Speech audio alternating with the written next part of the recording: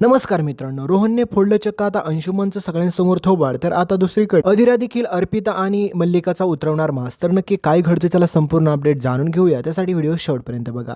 तर मित्रांनो, तुम्ही पाहिलंच असेल की या अंशुमनने कशाप्रकारे आपल्या रोहनचा अपघात घडवून आणला होता. त्यामुळे बिचाऱ्या रोहनला खूप सारी दुखापत देखील झालेली असते. तर दुसरीकडे आता रोहनला वाटत असतं की आता हा जो काही मकर संक्रांतीचा कार्यक्रम आहे ना, यासाठी जी काही तुम्ही पाहिलंच की कशाप्रकारे आपली अधिरा नटून थटून तयार झालेली असते आणि तिचा पूर्णपणे प्लॅनिंग फ्लॉप करायचा आणि रोहनला ह्या घरात कधीच येऊन द्यायचं नाही आणि त्यांचा डिवोर्स घडवून आणायचा. खूप सिंपल असं प्लॅनिंग मल्लिकाने, त्याच्या मूर्ख मुलीने आणि ह्या अंशुमानने ठरवलेला असतो. पण त्यांना माहीत नसतं की शेवटी रोहन देखील खूप जिद्दी असतो, कारण की त्याला एवढी दुखापत झालेली असते, लागलेली असते. हे सगळं काही खबर मात्र आता तुम्हाला पुढे पाहायला भेटेल की सगळी काय स्वानंदीला देखील कळतं, कारण की स्वानंदीला कळतं की त्याचा कॉल लागत नाही, त्याचा कॉल दुसरंच कोणीतरी उचललेला आहे. त्यावेळेस मात्र त्या सगळ्यांना कळतं की रोहनचा अपघात झालेला आहे. तर दुसरीकडे तुम्हाला माहितीच आहे की बिचारी आपली अधिरा सकाळपासून नटून थांबलेली असते, कारण की तिला एकच गोष्टीची गरज असते, तो म्हणजे रोहन. कारण की तिला वाटत असतं की रोहन येईल का नाही, पण रोहन आता फायनली तिथं आलेला नसतो.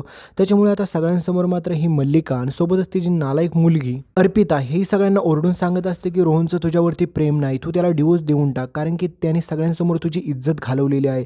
कारण की त्याला जर इथे यायचंच नव्हतं तर त्याने तुला का खोटं आश्वासन द्यायचं. आणि दुसरीकडे तुम्ही पाहिलंच की ह्या मल्लिकाने आपल्या स्वानंदीला देखील त्रास देण्यासाठी कशा बायकांना पैसे देऊन सगळे काही चाळे करायला लावले होते. पण तरी देखील आपल्या स्वानंदीला सपोर्टला आपली आजी होती, त्याच्यामुळे बिचाऱ्या स्वानंदीला काहीच झालं नाही. आणि त्या ठिकाणी तुम्हाला माहीतच आहे की समरला देखील कळालेलं असतं की सगळे लोक स्वानंदीसोबत नीट आता वागत नाही. तर दुसरीकडे स्वानंदीने आता आपल्या अधिराला शब्द दिलेला असतो की या ठिकाणी 100% रोहन येईल, पण रोहन अजूनपर्यंत आलेला नसतो. तर सगळेजण म्हणतात की रोहनने फसवलं, रोहनला नको नकोच असले सगळेजण बोलत असतात. पण त्यावेळेस मात्र तेवढं तुम्हाला पाहायला भेटेल की रोहनची जबरदार एंट्री.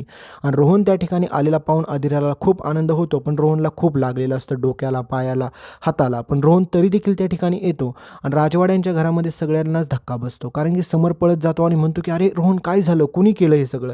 तर रोहनला पूर्णपणे माहीत झालेलं असतं की हे सगळं कोणी केलंय. तिकडे अधिरा मात्र रोहनची माफी मागते आणि म्हणते की रोहन मला माफ कर, कारण की हे सगळं माझ्यामुळे झाले, कारण की मी तुला जर इथे बोलवलं नसतं तर असं काही झालंच नसतं.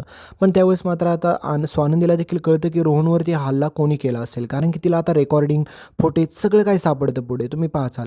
त्यावेळेस मात्र ह्या मल्लिकाचा आणि सोबतच ह्या तुम्हाला माहितीच आहे माजुरड्या अंशुमनचा चेहरा देखील सगळ्यांसमोर येतो. तर रोहन आता अंशुमनला असा पट्ट्यात घेतो आणि म्हणतो की मला सगळं माहिती, हे सगळं तुम्हाला त्रास देण्यासाठी आणि मला आणि अधिराला एकमेकांपासून दूर करण्याचा प्रयत्न करतो ना, हा कधीच करू नको, कारण की आम्ही फक्त एकमेकांवरती प्रेमच नाही करत, तर आमचा एकमेकांवरती पूर्ण विश्वास देखील आहे. त्याच्यामुळे तू आमचा डिवोर्स घडवून आणायचा प्रयत्न करू नको.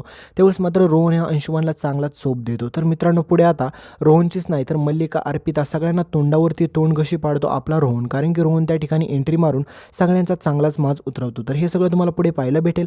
तोपर्यंत चॅनलला सबस्क्राईब करा आणि सोबतचं बेल नोटिफिकेशन ऑन करायला विसरू नका. धन्यवाद.